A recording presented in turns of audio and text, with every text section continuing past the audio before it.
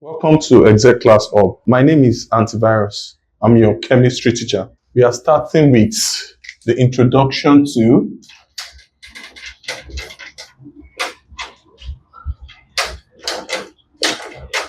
organic chemistry. Now, let's start with the meaning of organic chemistry. Now, when you talk about organic chemistry deals with the study of organic compound. Organic what? Compound. Deals with the what? The study of organic what? Compound. It's very important for us to know what organic compound is. Now, let me discuss about a scientist known as Frederick Wohler. Frederick what? Wohler. In 1828, proposed what is known as what? The vital force. Vital what? Force. Vital force law. The vital force law. Law states that organic compound can be obtained from the body of plants and animals. Yes. And we all know that plants and animals are organic compound. Plants and animals. So he believed that they believe that organic compound can be extracted from plants and animals until Frederick Wohler's synthesis of urea. Frederick Wohler what? Synthesis of what? Of urea. Urea can also be called the carbamide. This is a typical organic what? Compound. Organic what? Compound. Now, Frederick Wohler synthesized carbamide, which is also called the urea, from a typical inorganic compound called ammonium cyanate, which is what? Ammonium what? Cyanate. Ammonium cyanate is an inorganic compound, while carbamide or urea, it's an organic what? Compound. So, Frederick Wohler synthesized organic compound from inorganic compound. Do you understand? And we all believe that organic compound can be obtained from the bodies of plants and animals, which is not true until Frederick Wohler, a German chemist. A German what? Chemist. Although he studied medicine and surgery, he's a chemist and a medical doctor. It's believed that organic compound can be obtained from the body of what? Plant and animal until Frederick Wohler synthesize an organic compound from inorganic compound. This is a compound.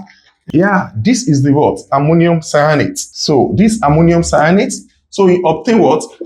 NH2CO what? NH2. Now, this is said to be what now? Urea. So he obtained NH4CNO. This is what? The ammonium cyanate.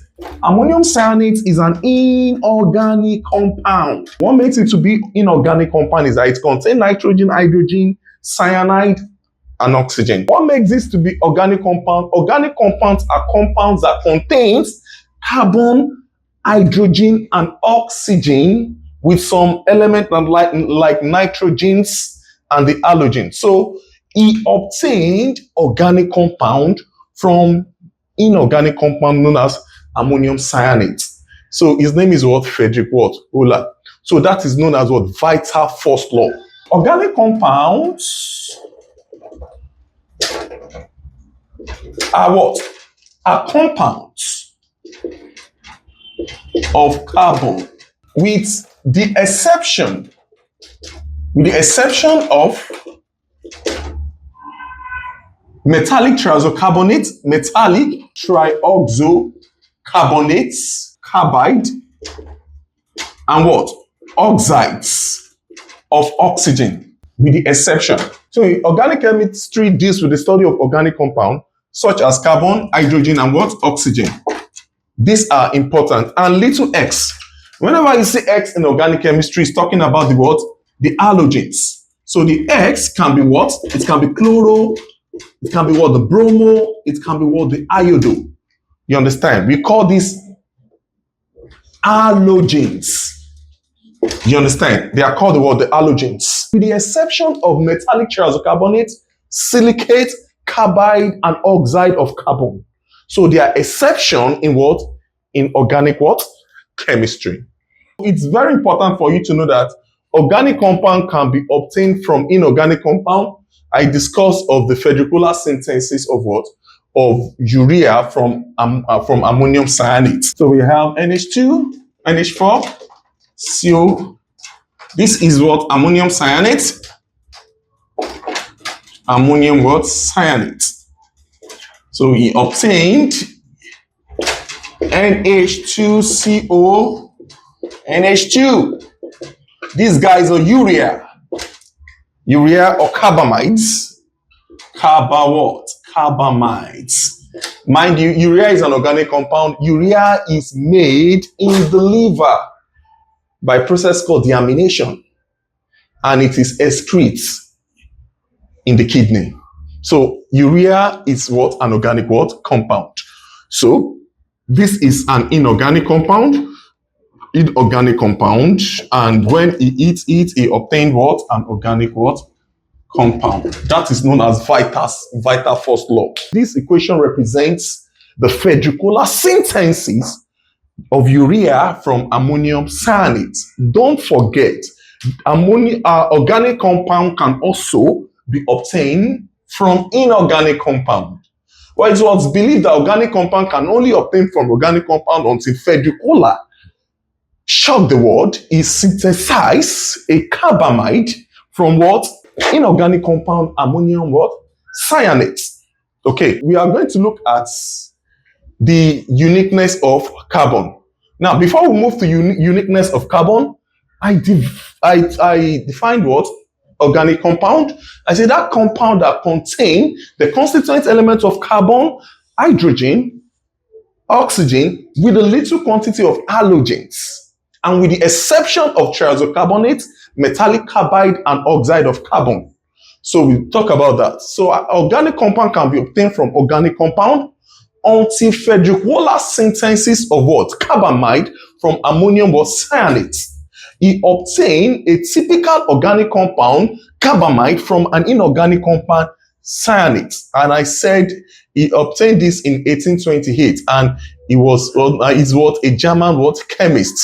German chemist that proposed this law known as what? Law of vitalism. Law of what? Vitalism, or you can say law of what? Vital force. So he's the one that proposed it. Although there are some other scientists that also proposed the law. Okay. Uniqueness of carbon. Why is carbon so unique in organic compound? The reason is that it has different features. Number one, carbon have the ability to catenate. We say catenation. Catenation. Yay. What is catenation? Catenation is what? The ability of carbon to link with one another, forming a straight chain, branch chain, or cyclic chain. That is said to be what? Catenation. Now, let me give you an example. Let's use propane, for example. Propane. Let's see how carbon is going to link with propane. We have carbon 1, 2, 3. This is propane. Yeah, this is said to be what? Catenation. Now, okay, it can also occur in this way.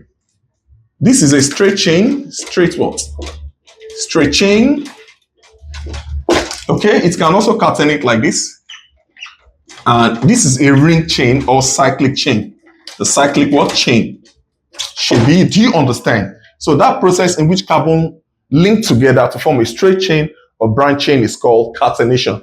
We all know that this is called propane, but it's called cyclo what? Cyclopropane. This one is called the normal propane. The normal what? Propane, or the straight chain propane. Now, I think I need to give another example. Let me use the butane. Butane, this is propane. And why this is called cyclopropane? Propane exists in straight chain. Propane existing in what? In a cyclic chain. Okay? Let me give you other example. Let's use butane. We have 1, 2, 3, 4. You understand? For carbon, this is for C4H what? 10. Okay, if you should complete it, this is what? 1 hydrogen, 2, 3, 4, 5, 6, 7, 8, 9, and 10. It's called the propane. But the hydrogen is not really necessary. We are going to talk about that in the next class. So this is called the what? The butane. So let's form another. This is also a branch form. The branch form.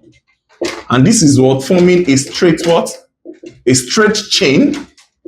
The straight chain butane. And butane existing in a branch chain. And it can also exist in a closed ring chain. 4 carbon atom, 2 carbon, 3 and what? 4. This is a closed ring chain, which is called the cyclobutane. Can you see what catenation is? Catenation is the ability of carbon to link with one another, forming straight chain, branch, or what now? Cyclic chain. So carbon has the ability to catenate. In group 4, carbon and silicon are the only element that can catenate. But catenation in carbon is more than the one of what? Of silicon. Catenation starts from silicon. Carbon can catenate. Silicon can also catenate partially. That is what catenation is. The second uniqueness is tetravalency of carbon. What is tetravalency? Tetravalency is the ability of carbon to have 4 valence electrons. That's what tetravalency is. Now, let's check it. For example, in the ground state, carbon electronic configuration is 1s2, 2s2, and a 2p2. So let's count the valence electron. 2, 2, 2, 2 plus 2 plus 2. We have what? 6. So the atomic number of carbon is what? 6. Now let's look at the excited state. 1x, 2x, 2px, 2py, and 2pz. Why do we split p orbitals? Because the degenerated orbital in p is 3. So we have the total electron is 1 electron, 2, the 3 electrons, 4 electron, and the 5 electron. We have what now? The 6 electron. So look at this. 1, 2, 3, 4. So we have what? 4 what? Unpaired electron. 4 what? Unpaired electron. So that unpaired electron is the valency, which is 4. So that's why carbon undergo what is known as tetravalent. So carbon have the ability to form what? The 4 valence electron. The valence electron of carbon is 4. Valence electron of carbon is 4. So that's why it's placed in group 4 in the periodic table, because its valence electron is 4. So because of its tetravalency, carbon form a complex compound in organic chemistry. Look at this. Look at what carbon is doing here. Although we know that this is called catenation. This catenation, ability of carbon to form a very long chain. Now let's count the number of carbon. 1, 2, 3, 4, 5, 6, 7, 8, 9, 10, 11. So this is on decaying. So this is called catenation. But tetravalency is, okay, let's check carbon linking with some functional group here.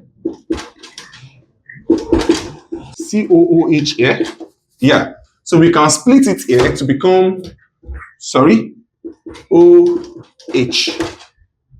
Let's count the total number of valence electron. 1 electron, 2 electron, 3, and 4. So that is what is meant by tetravalency. Let me explain again. Let me use a short chain carbon. 1, 2, 3, 4, and 5. And we have O and OH here. So it's still the same thing as 1, 2, 3, 4, 5, OOH. So this is, let's count the number of carbon. 1 carbon, 2, 3, 4, 5, 6. Let's count this. 1, 2, 3, 4, 5, and 6. So now let's check the total number of valence electron when carbon links with the functional group. This one is carbon 1. This is the single bond 1, 2, 3, and 4. That process is called tetravalency.